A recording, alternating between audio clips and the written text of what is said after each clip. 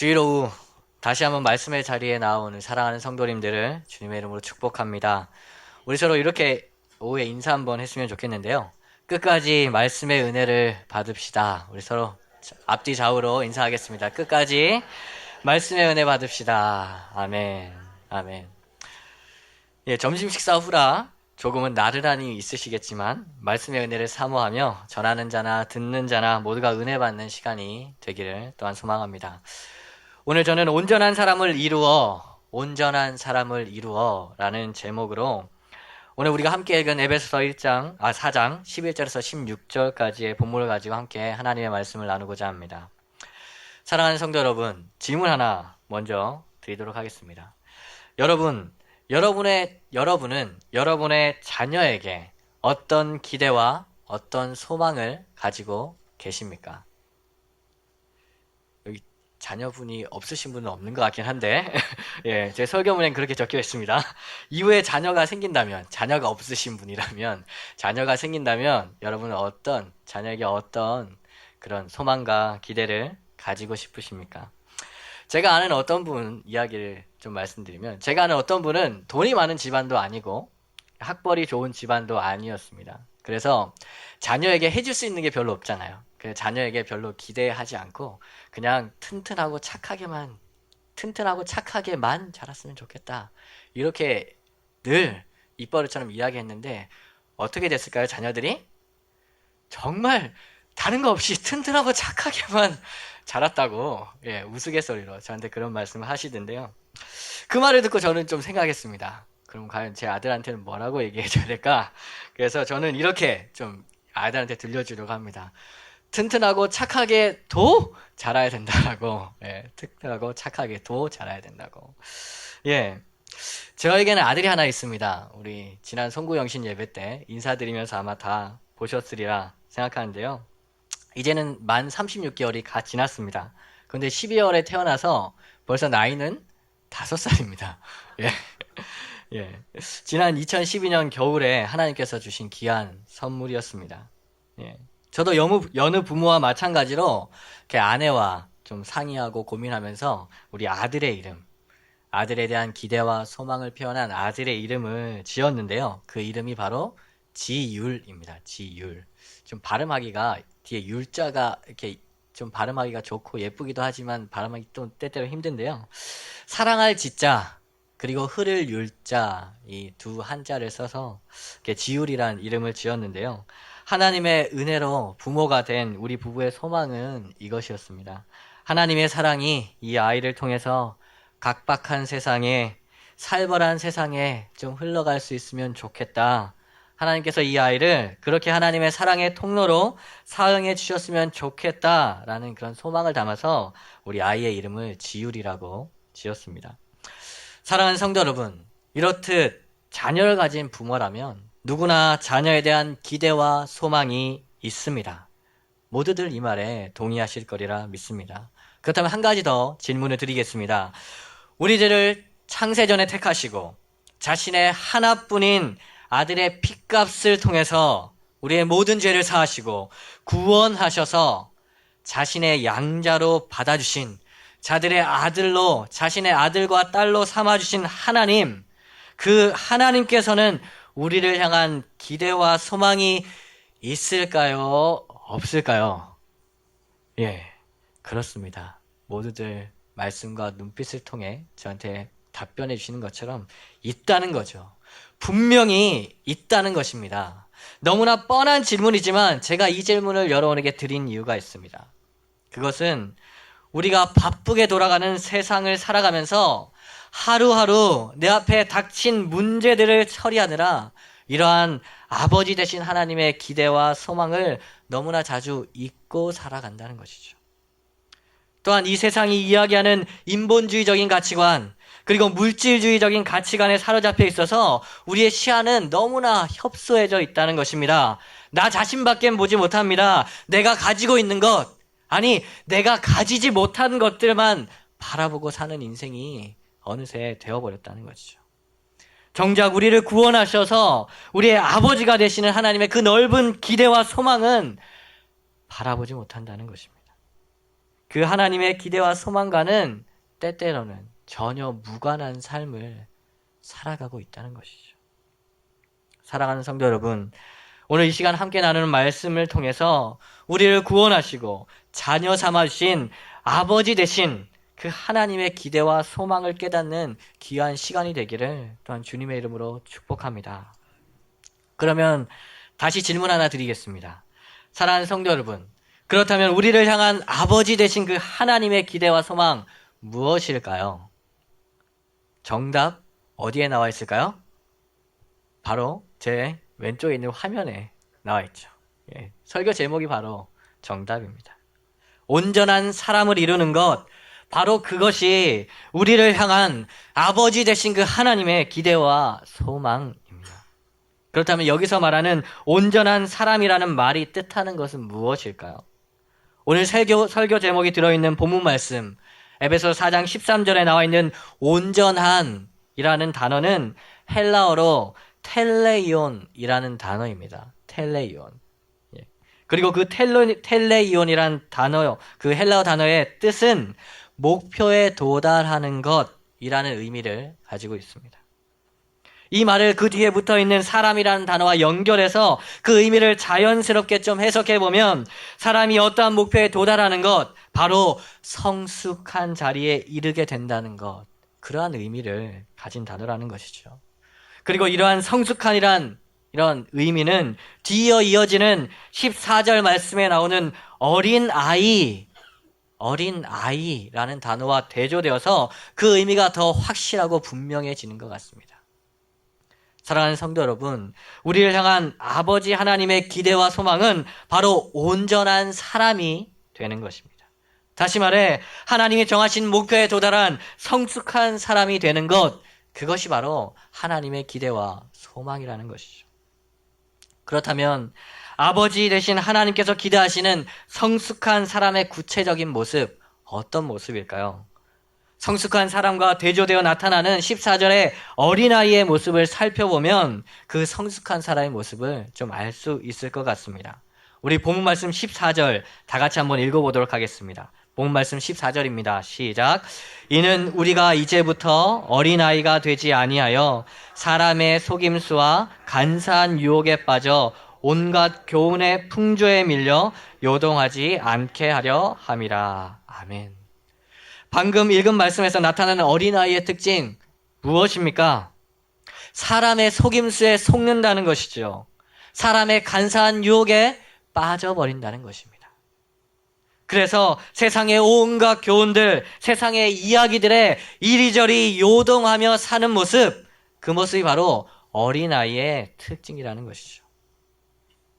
돈이나 명예나 권력과 같은 하나님이 아닌 것들을 하나님이라고 속이는 이 세상, 그것만 가지고 있으면 네 인생 평안할 수 있다, 네 인생 잘 나갈 수 있다, 네 인생 성공한 인생이다 라고 이야기하는 그 세상에 속아서 하나님이 아니라, 하나님을 떠나서 돈과 명예와 권력을 의지하고 세상의 쾌락과 즐거워 보이는 것들의 간사한 유혹에 빠져서 다시 더러운 죄의 자리로 돌아가 버리는 모습, 그 모습이 바로 어린아이의 모습이라는 것이죠. 그래서 무엇입니까? 마치 조타 장치가 없는 배처럼, 키가 없는 배처럼 세상의 바람이 부는 대로, 세상이 이야기하는 대로 이리저리 흔들리며 배가 나아가야 하는 그 목적지를 향해서 나아가는 것이 아니라 정처 없이 세상이 바람이 부는 대로 떠돌며 사는 모습, 그것이 바로 어린아이의 모습이라는 것이죠. 부동산이 좋다고 하면 부동산에, 주식이 잘 나간다고 하면 주식에, 이 직업이 좋다고 하면 여기에, 그렇게 세상 풍조에 밀려서 살아가는 모습, 그것이 바로 어린아이의 모습이라는 것이죠. 그래서 그 배는 결국 어떻게 될까요? 목적지에 도착하지 않은 배 어떻게 됩니까? 언젠간 연료가 떨어지고 언젠간 식량이 떨어지고 결국에는 파산하게 되는 것, 그것이 바로 어린아이의 특징이라는 것이죠. 그렇다면 성숙한 자의 모습은 어떤 것입니까? 어린아이와 반대되는 모습이죠. 세상의 속임수를, 세상의 간사한 유혹을 분별해내는 것입니다. 세상의 것들이 아무리 화려해 보이고 좋아 보이고 즐거워 보여도 그런 세상 것들을 의지하고 그런 세상 것들을 따라 사는 삶이 아니라 내가 나아가야 할 방향을 분명히 알고 그 방향을 향해서 배의 키를 확실하게 고정하고 세상에서 불어오는 수많은 이야기들에도 아랑곳 않고 가야 하는, 도착해야 하는 그 목적지를 향해 나아가는 모습이 바로 성숙한 자의 모습이라는 것이죠.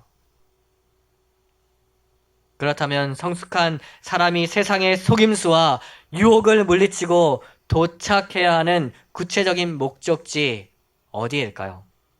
하나님은 우리에게 어느 곳을 향해 나아가기를 원하시는 것일까요? 본 말씀 13절 하반절과 15절 하반절에 구체적으로 나와 있습니다. 제가 읽어드리겠습니다. 먼저 13절 하반절 말씀입니다.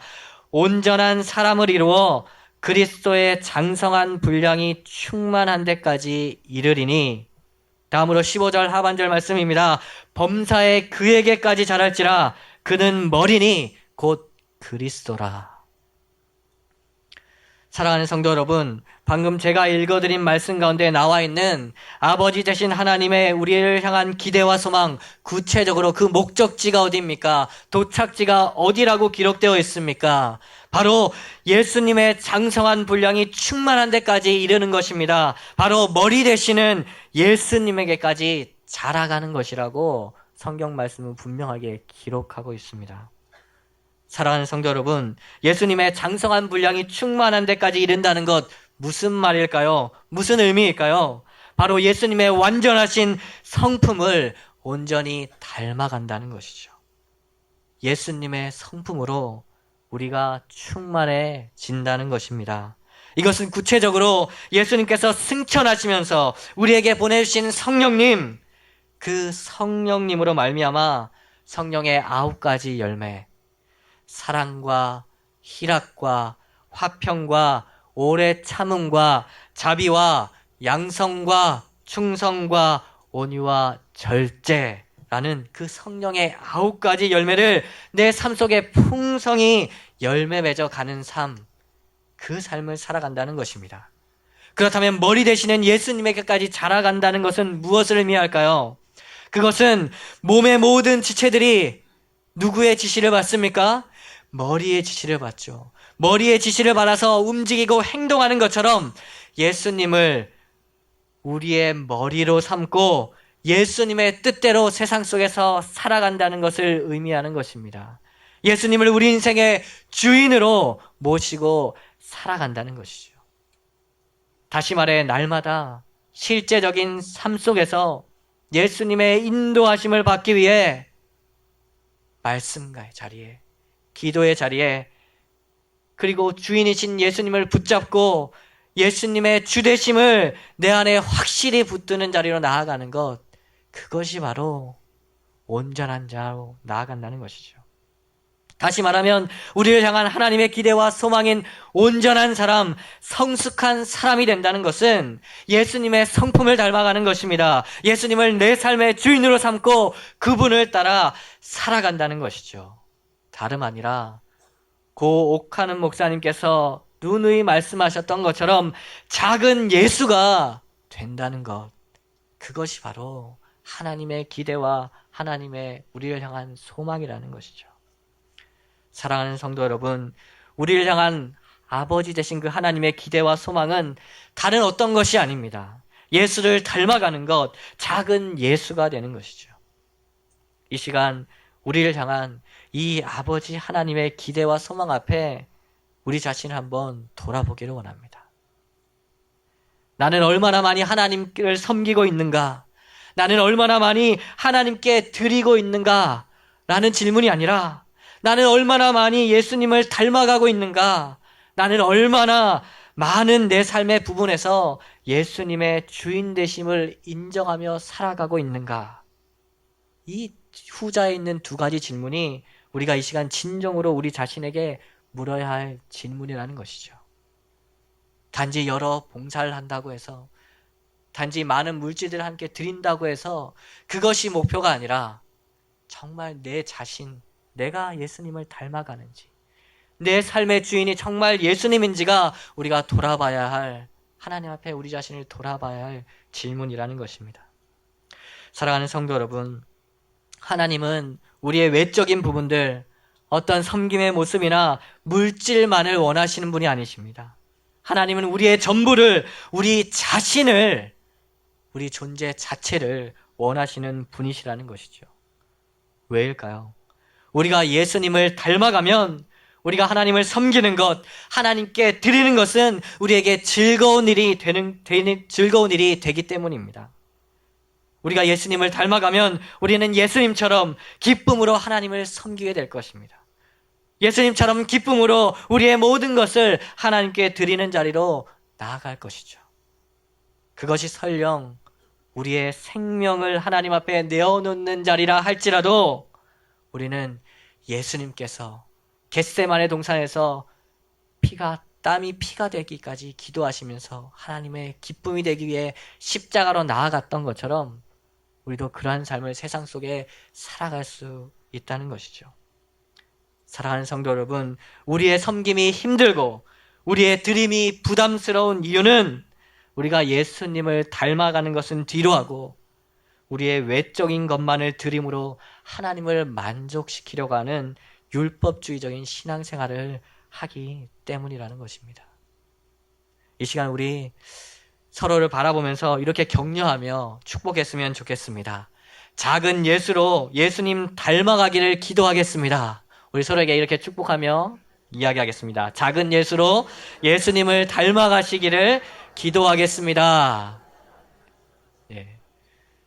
마지막 문장이 좀 다르죠? 보통 저희 예수님 닮아가십시오, 닮아가기를 소망합니다, 뭐 이렇게 하는데 기도하겠습니다로 제가 끝을 맺었습니다. 사랑하는 성도 여러분, 방금 서로에게 인사하신 말씀대로 분명히 확실히 꼭 기도하셔야 합니다. 옆에 있는 성도가 예수님 닮아갈 수 있도록. 왜냐하면 여러분이 기도해야 한 이유가 이후에 읽을 말씀에 분명히 나타나기 때문에 그렇습니다. 우리 에베소서 4장 13절 말씀 다 같이 한 번 더 읽도록 하겠습니다. 에베소 4장 13절 말씀입니다. 시작.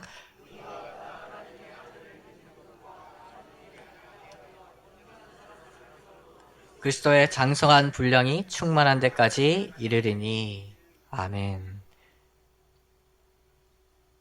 이제 제가 말씀드리는 단어에 동그라미 표시를 한번 해봤으면 좋겠습니다. 방금 13절 말씀인데요. 두 단어를 동그라미 칠 겁니다. 먼저는 13절 첫 번째로 나오는 단어 우리가 라는 단어에 동그라미를 한번 쳐보십시오. 우리가. 다음에는 13절 중간쯤에 나오는 온전한 사람이라는 단어입니다.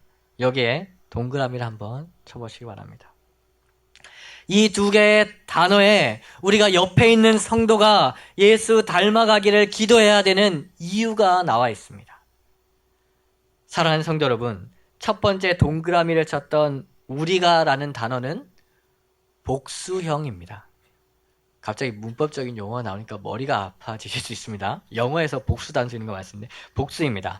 한 사람이 아닌 우리 모두 여러 사람을 의미하는 단어라는 것이죠.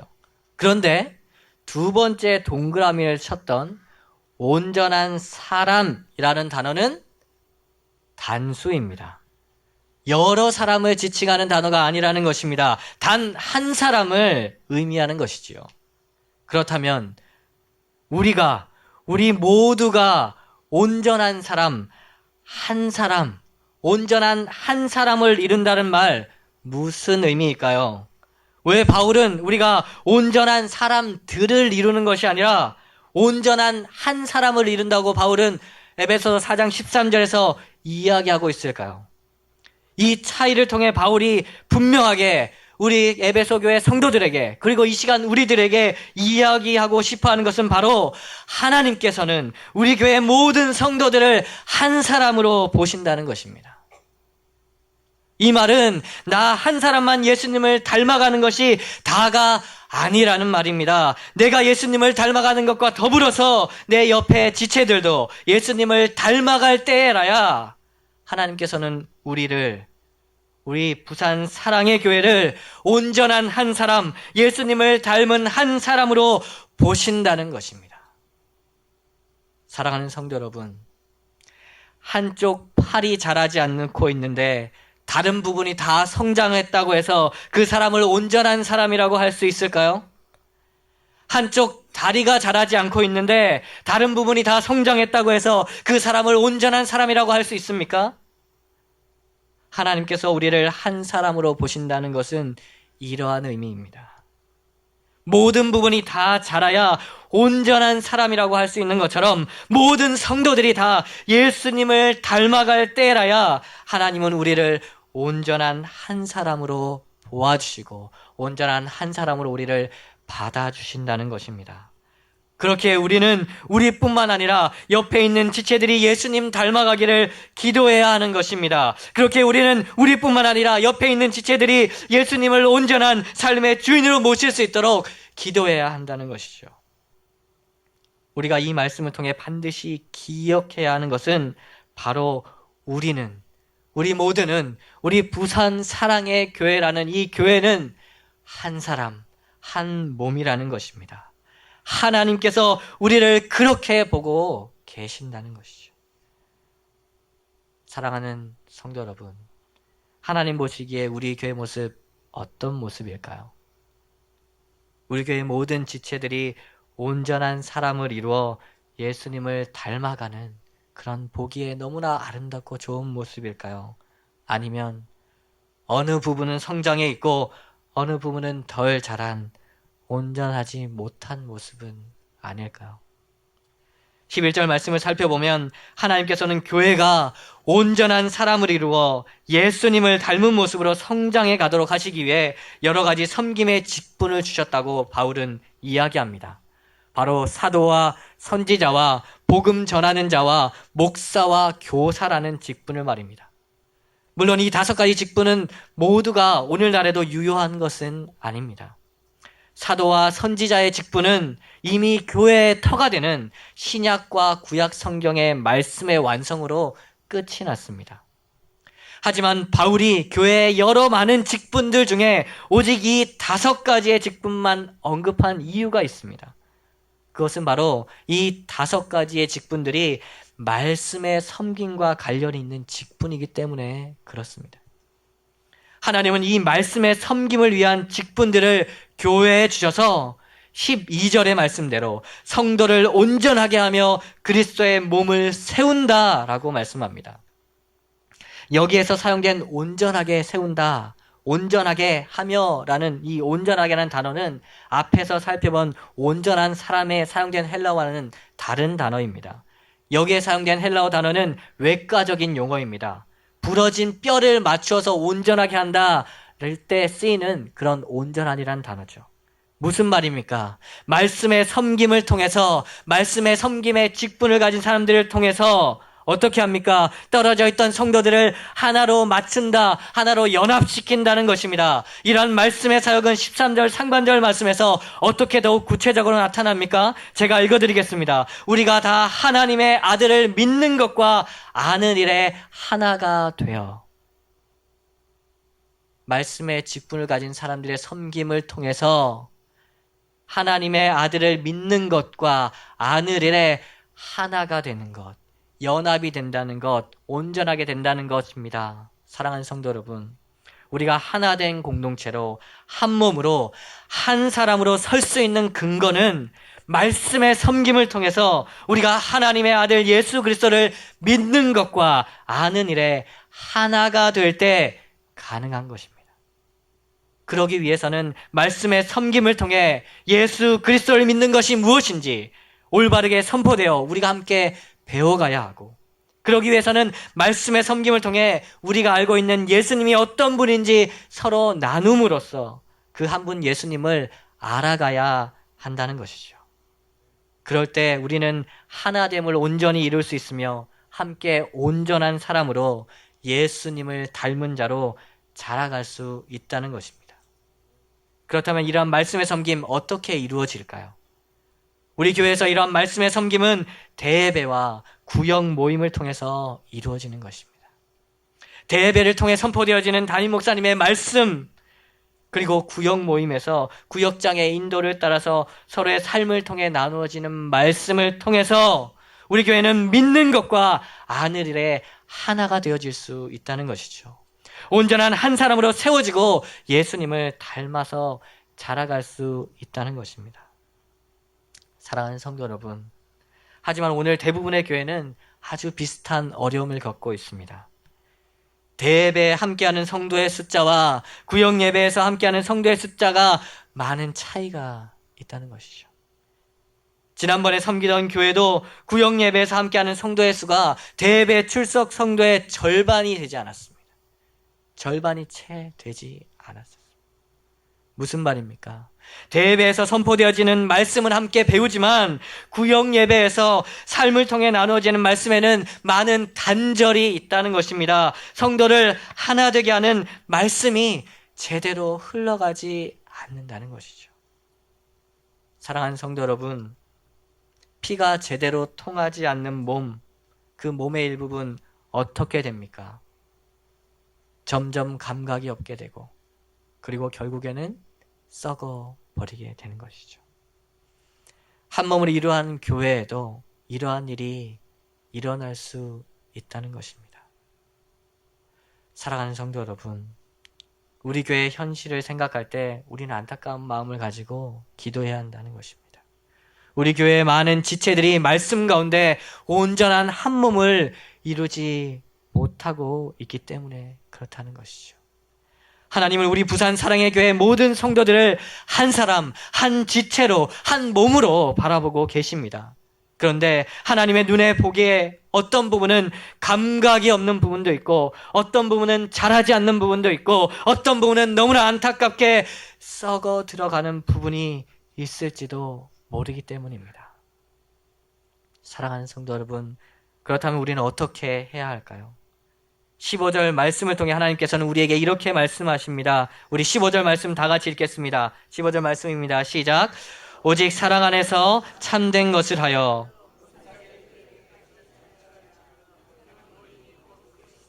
아멘. 우리말 번역에는 참된 것을 하여로 번역되어 있지만 헬라어 원문의 뜻은 참된 것을 말하여 라고 되어 있습니다. 우리가 해야 하는 것은 참된 것, 곧 말씀으로 우리 주변의 지체들을 권면해야 하는 것이죠. 우리가 예수 그리스도를 믿는 일과 아는 일에 하나가 되기 위해서 말씀의 자리에 모일 수 있도록 그들을 또한 진리된 말씀으로 권면해야 하는 것입니다. 하지만 그들에게 말씀으로 권면하는 것은 결코 그들을 정죄하기 위한 것도 우리의 의로움을 나타내기 위한 것이 아니라 오직 사랑, 한 몸 된 지체를 사랑하는 마음으로 해야 하는 것입니다. 그들이 없으면 우리가 온전한 사람을 이루지 못한다는, 예수님을 닮아갈 수 없다는 그 안타까운 마음을 가지고 그들에게 다가가 사랑의 모습인 오래 참음으로, 온유함으로 그들이 말씀의 자리, 함께 모일 수 있는 자리에 나올 수 있도록, 대예배와 구역 예배 그 자리에 나올 수 있도록 그들을 권면해야 한다는 것이죠. 사랑하는 성도 여러분, 말씀을 정리하겠습니다.